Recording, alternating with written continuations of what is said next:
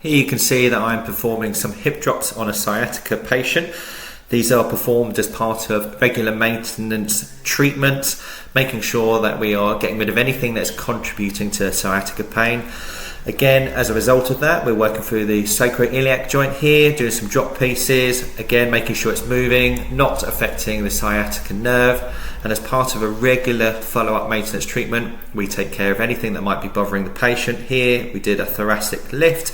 Due to working at a desk, you'll find that there is a big adjustment here, hence why the facial expression's much better afterwards.